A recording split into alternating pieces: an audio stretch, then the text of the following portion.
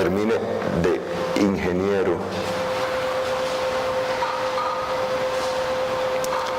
y aún conociendo todas las dificultades que implica eso, porque una es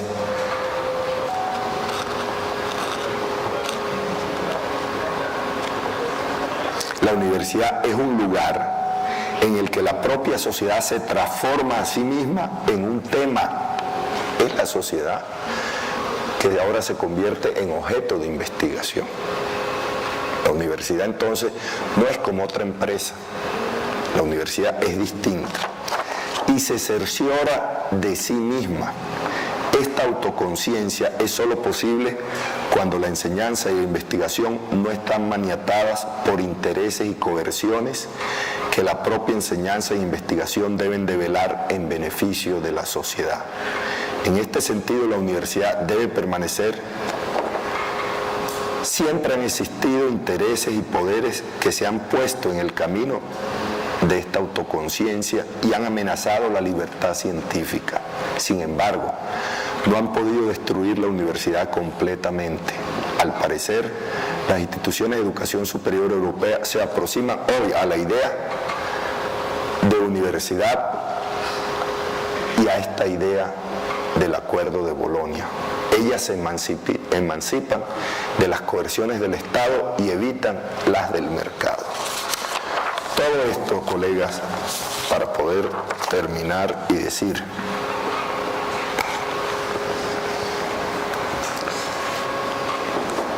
que en Colombia, hace cerca de un año, la gente no estuvo atento al episodio. Estuvo atento por lo que pasó a él. Ustedes recuerdan que porque fue un foro organizado por la UNESCO, la Organización Mundial de la Educación y la Cultura. Y en ese foro, donde fue mucha gente de América Latina, se hizo una declaración recogiendo lo de Bolonia, precisamente criticando la tendencia que se tiene hoy en día de convertir la universidad en una organización sin autonomía, y cuando no pueden someterla por la fuerza, la someten a través de la economía, no asignándole recursos, o grabándola con nuevas cargas como el pasivo pensional. Para decir que las universidades lo único que debían crear era técnicos, aquello que satisfaciera al mercado, para acabar con la educación humanista, para acabar con carreras como la filosofía, carreras como las artes, porque en el sentir de esos que conciben la universidad de esa manera, como una empresa, eso no produce dividendos ni resultados. Y en esa declaración quedó claro que estábamos en un rumbo equivocado y que para América Latina era importante un modelo, y hubo, así como yo he tratado de resumir lo de Bolonia en 3 grandes ejes, allá también hubo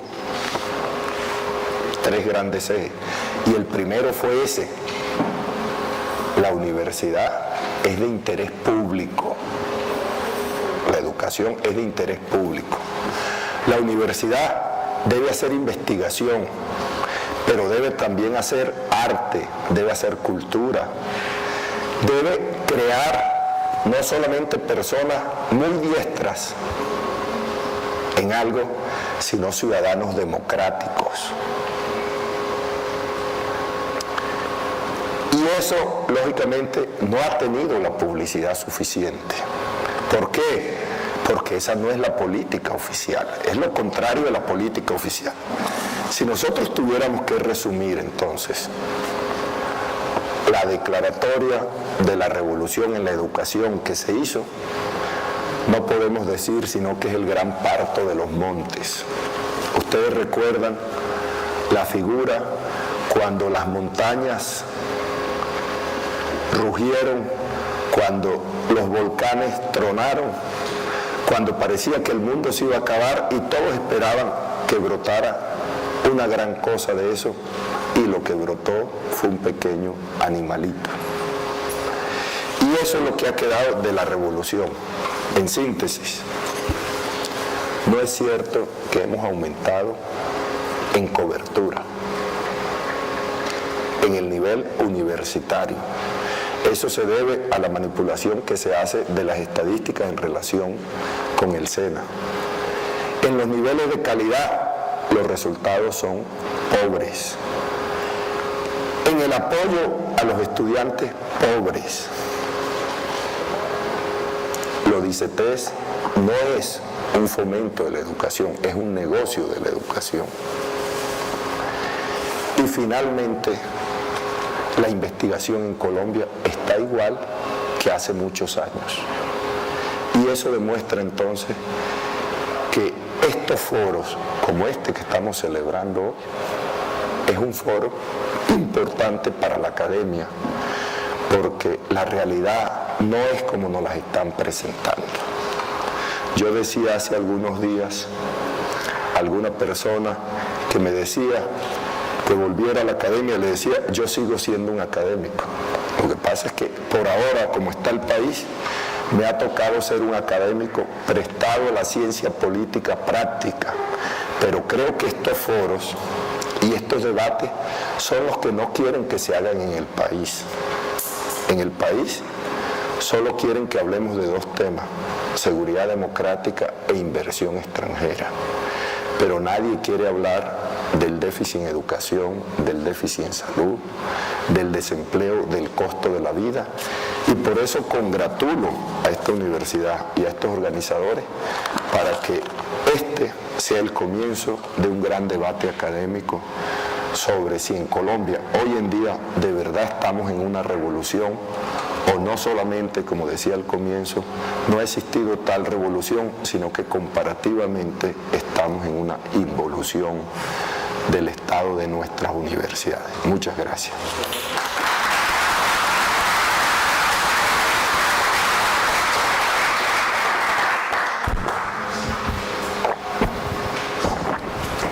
Muy bien, gracias, doctor Araujo.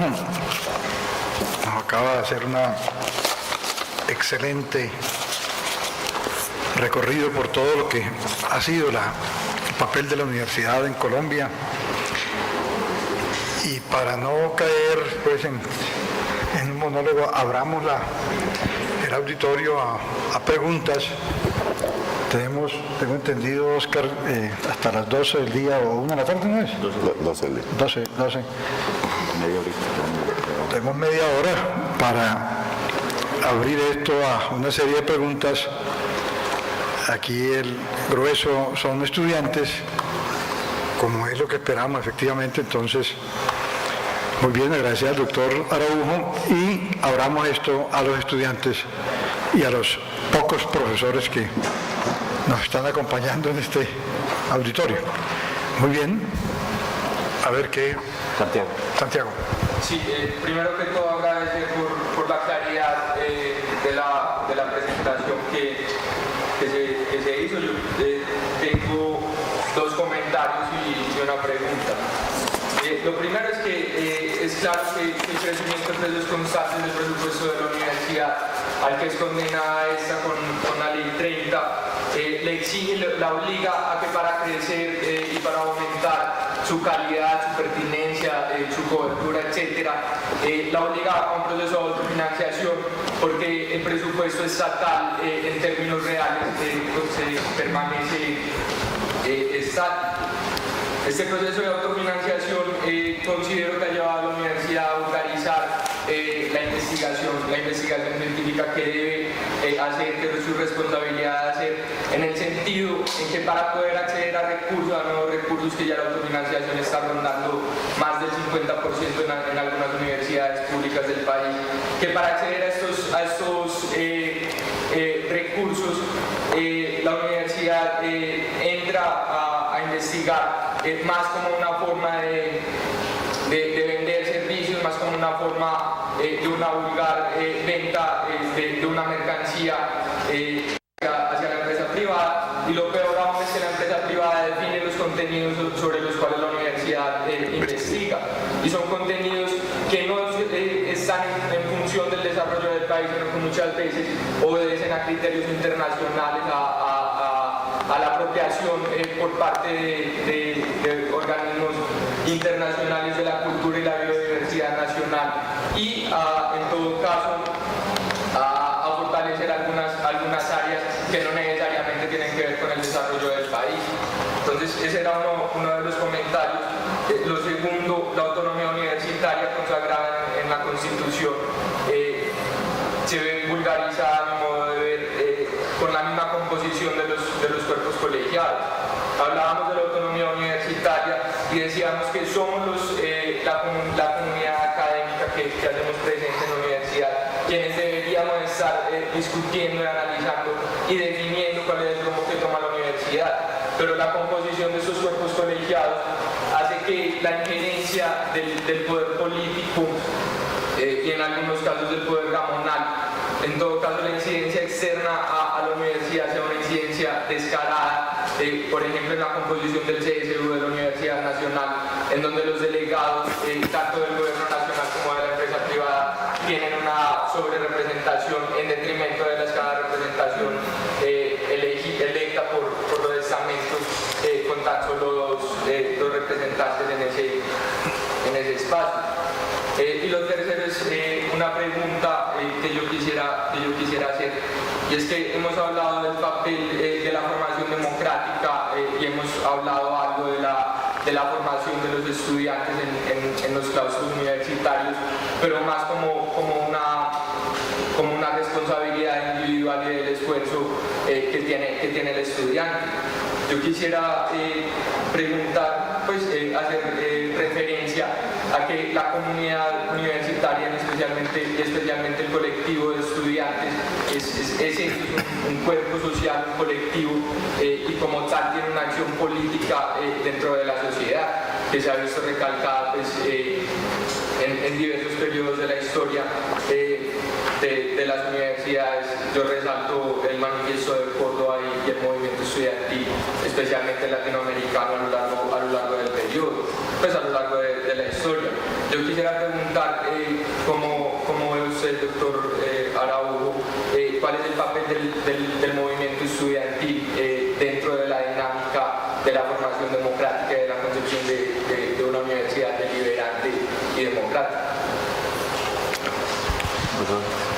Hagamos una rapidito. Profesor Alberto. Quería hacer una pregunta, complementar la pregunta sobre la autonomía universitaria. Me parece que en torno a la autonomía universitaria hay una especie de desencanto, empezando por las mismas autoridades universitarias que no creen en ella.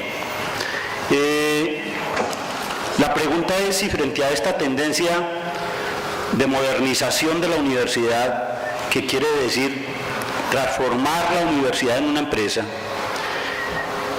continúa teniendo fuerza y poder instituyente, si sigue siendo un imaginario con fuerza, un imaginario instituyente, la idea de autonomía universitaria, o si por el contrario la idea de autonomía universitaria es un sueño liberal que quedó ya en el pasado frente a este discurso empresarial. Y hago la pregunta fundamentalmente refiriéndola aquí a Colombia en este sentido. ¿Qué posibilidades existen de refortalecer la autonomía universitaria desde el campo de lo jurídico?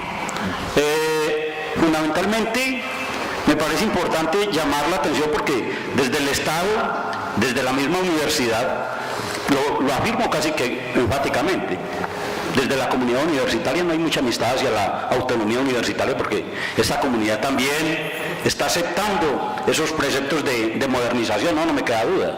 Pero la pregunta, ¿qué posibilidades hay de refortalecer desde lo jurídico la figura de la autonomía universitaria?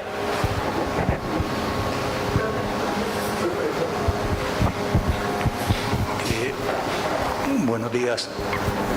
Quisiese solo realizar una pregunta. Usted nos ha mostrado lo siguiente, El concepto de educación superior en Colombia, la manera como se viene manejando, tiene una peculiaridad. Incluye la formación técnica, tecnológica y, digamos, propiamente universitaria. La peculiaridad de ese manejo cuantitativo es de que desde los organismos de poder se ha incrementado lo correspondiente en cobertura al nivel técnico y en particular en Medellín nosotros sabemos que la mayor inversión que hay, yo desconozco para el resto del país, es en el Instituto Tecnológico Metropolitano. Algunos le tenemos otra adjetivación a ese instituto, pero allí es donde está hoy por hoy en Medellín la mayor parte del presupuesto. Y con eso usted ha mostrado que cuantitativamente, y ha dado un ejemplo muy claro con lo del carpintero, en lo que todos sabemos es una práctica en el SENA, de transformar, como usted dijo, a largo plazo el carpintero en un ingeniero, para mostrar, digámoslo así, que en educación superior hay un incremento de la cobertura y que por consiguiente hay en realidad una revolución educativa en Colombia. La palabra que usted ha utilizado, que parece adecuada, es de que trata de una actitud perversa. Las preguntas que yo tengo en relación a esa perversión es la siguiente. El que esa perversión se constituya tiene exclusivamente un propósito demagógico ante un pueblo de cretinos dispuesto a creer de que hay un incremento en la cobertura, primera. Segunda, dado que es una postura desde el poder y que el poder aquí es un poder burgués, la orientación de la burguesía hacia incrementar esa perversidad es una autorrenuncia de ella a cualquier proyecto autónomo de desarrollo. Esas eran dos preguntas que yo quería. ¿Qué piensa usted sobre eso?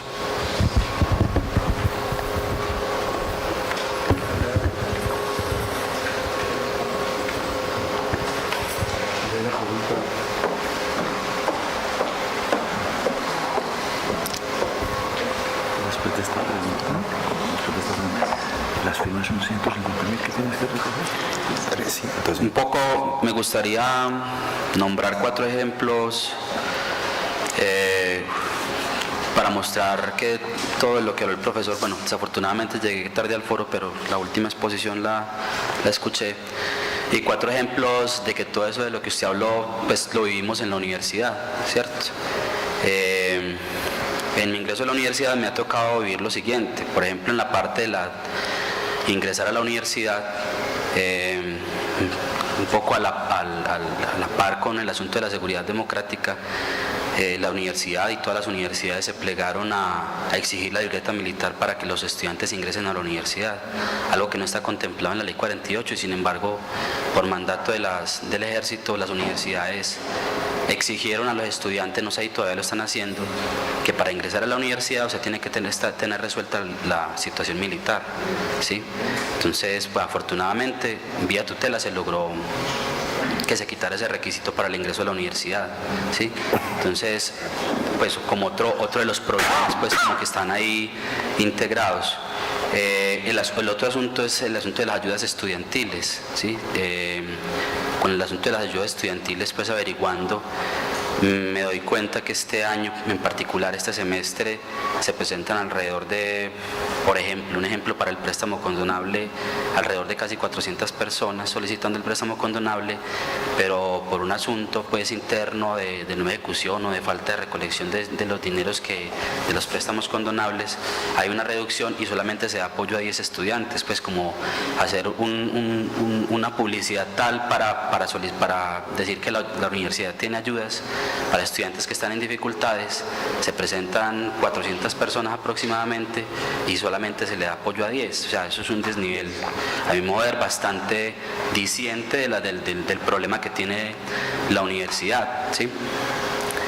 Fuera de eso, en el proceso de esa selección de los estudiantes, quienes están encargados de hacerlo, bienestar universitario, el método que tienen es un método para descartar a los estudiantes que según ellos no lo necesitan y no para mirar las problemáticas que esos jóvenes tienen y por las cuales están solicitando esa ayuda, ¿sí?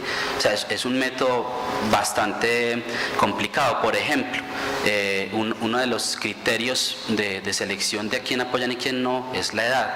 Si usted tiene determinada edad, por decir algo de 30 en adelante, usted ya es inviable para recibir ayuda de la universidad. Usted tiene que tener menos los 18, 17, 16, 20 años para poder que la universidad, si invierte en usted, esa inversión no se pierda. Pues es, digamos, mi interpretación con ese asunto de que incluyan un criterio como la edad, ¿cierto?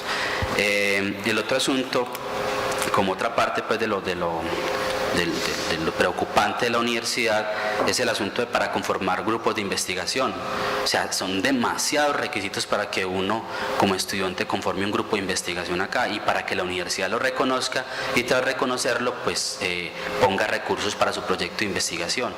Y digamos que reconociendo pues que obviamente los profesores son una parte importante de nuestra formación, pero me parece a mí, sobre todo por lo que he encontrado, que el asunto de tener un criterio como es el que si uno no tiene un profesor como tutor, su grupo de investigación no es reconocido, entonces eso me parece a mí muy preocupante, porque es que, por ejemplo, en una iniciativa que hemos tenido algunos estudiantes de formar un grupo de investigación sobre América Latina, ningún profesor se ha dispuesto, porque no es el tema, porque no hay disposición, porque no hay tiempo, porque las investigaciones no van por ese lado. Entonces, por ejemplo, eso deja a una iniciativa de estudiantes, la deja por fuera de la posibilidad de investigar, entonces todo tiene que ser desde la iniciativa pues como propia, que obviamente pues no nos quedamos parados y cruzados, pero es preocupante que si la iniciativa de investigación no están, digamos, en el interés del profesorado, sabiendo que uno de los requisitos es tener a un profesor como tutor, entonces nuestro grupo de investigación simplemente no tiene cabida dentro de la universidad. Y con el asunto de la movilidad entre sedes es también pues para mí una preocupación, y lo digo porque es que todas estas cosas las he vivido, pues yo quisiera pensar que soy el de malas único estudiante que lo vive, pero creo que no es así. Yo creo que eso lo viven muchos estudiantes. Con el asunto de la movilidad hay demasiados requisitos, ¿sí? Y cuando un estudiante, digamos, no solamente por interés académico quiere tener movilidad, sino que hay una preocupación también por asuntos de seguridad, involucran a bienestar universitario, y si bienestar universitario decide que ese estudiante no se mueve, pues entonces las otras entidades, así u otras instancias hayan aprobado la movilidad, pues el consejo o a quien le toque el consejo de sede, la sede que está pidiendo la solicitud, si bienestar universitario dio un visto negativo de ese traslado, simplemente el traslado no procede, ¿sí? O sea, es frustrando, digamos, la movilidad del estudiante como tal. Y por último, pues decir un poco como si esto todo, para, digamos, terminar con una pregunta, si también no influye un poco con relación a la autonomía universitaria y esas cosas, también el asunto de la democracia dentro de la universidad. Desde mi punto de vista, la democracia dentro de la universidad es altamente restrictiva, ¿sí? En todos estos consejos superiores, todos estos estamentos donde solamente participan y deciden algunos pocos, me parecería a mí que el asunto de la democracia de la universidad también debería revisarse, y pues lo dejo también como pregunta. Espero que primero responda esta partecita.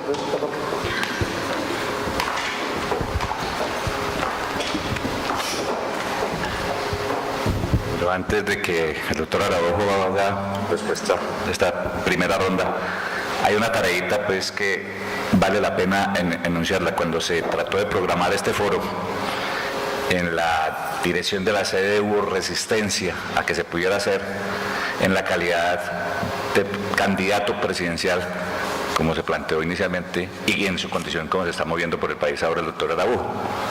Entonces nosotros planteamos por qué pues, ha habido fuerte resistencia a que este escenario de la libertad pueda hablarse desde los distintos debates políticos y con diferencias políticas. Se ha reclamado permanentemente que así como pueden aparecer en este escenario los candidatos oficialistas, también pueden aparecer los candidatos de cualquier otra condición política.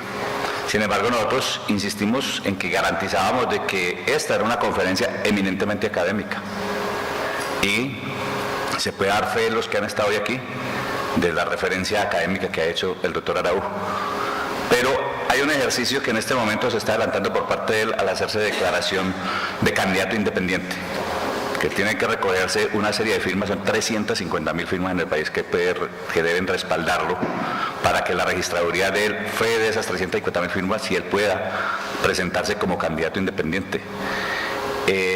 Entonces, aunque el evento está programado como académico, yo sí quisiera dejar allí en la parte de afuera para que quienes quieran respaldar pues, con su firma, pues respaldemos esta opción. Eso no lo está comprometiendo, no están diciendo que somos del partido del doctor Araújo, simplemente es un candidato más que está apostando a participar en ese abanico del debate presidencial que se avecina, en las circunstancias en que está planteado, que son bastante difíciles. Entonces los invitaría a que, pues al menos como un rédito, porque tengo que hacer la precisión también de que es por vía propia que el candidato Araújo ha venido a presentarse en la Universidad Nacional, pues que demos siquiera ese respaldo en términos de la opción de que si estamos convencidos y si creemos que el profesor Araújo puede ser un candidato a la presidencia de la República, respaldemos con esa firma su opción y su posibilidad de que participe en ese evento democrático.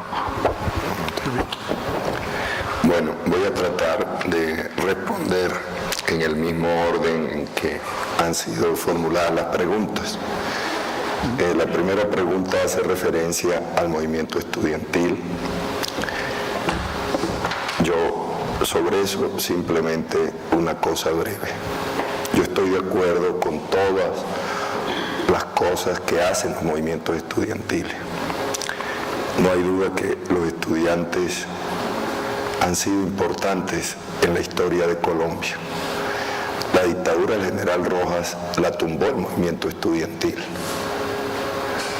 Muchos de los estudiantes eran de la Universidad Nacional de Colombia. El movimiento estudiantil encabezó la séptima papeleta para modificar la Constitución. Todo eso me parece que es importante. El movimiento estudiantil, lógicamente, es más que eso. Es lo que ustedes están haciendo aquí. Mirar, ver, criticar, no estar de acuerdo. Todo eso hace parte del movimiento estudiantil. Pero también hay que tener claro que la principal tarea del movimiento estudiantil es estudiar. Eso hay que tenerlo claro. O sea, aunque seamos rebeldes, también tenemos que transformar la sociedad estudiando. No por acaso, cuando triunfó la revolución bolchevique, en una situación muy difícil, porque además de la guerra civil en que estaba sometida esa sociedad, había 14 naciones del mundo, las más poderosas, atacando el poder de los soviets. Inglaterra, Estados Unidos, Alemania, Francia, 14 países atacando. Y alguna vez a Lenin le tocó ir a una escuela de estudiantes, y cuando todo el mundo pensaba que él lo que iba a llamar era a que los estudiantes tomaran las armas para la defensa de la patria, dijo no, la labor de ustedes para hacer una patria más grande y mejor es estudiar, estudiar y estudiar. Eso era un mensaje importante. Entonces, estoy de acuerdo con que los estudiantes, como veíamos en lo que dice el profesor europeo, el estudiante no se forma sino está estando atento a lo que pasa en la universidad y en la sociedad.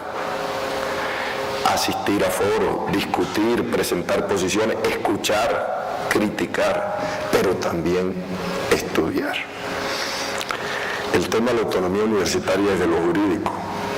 Me parece que es importante crear herramientas jurídicas para fortalecer la autonomía universitaria.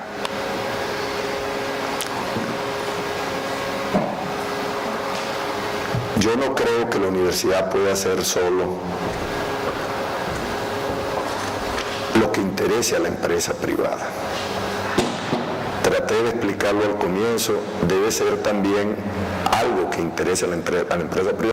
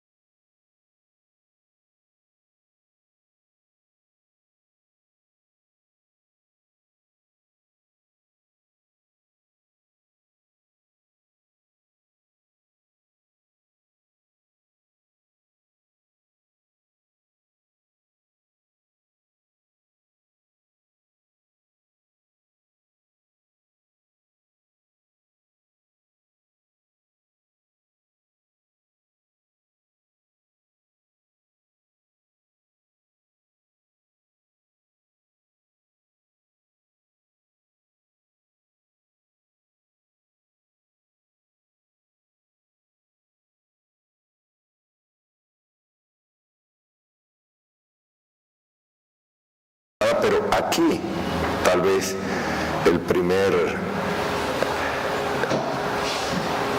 estudiante que intervino puso la discusión en términos concretos. Supongamos que la empresa privada tiene interés en que se les investiguen ciertas cosas, pero entonces en las otras cosas no va a haber investigación.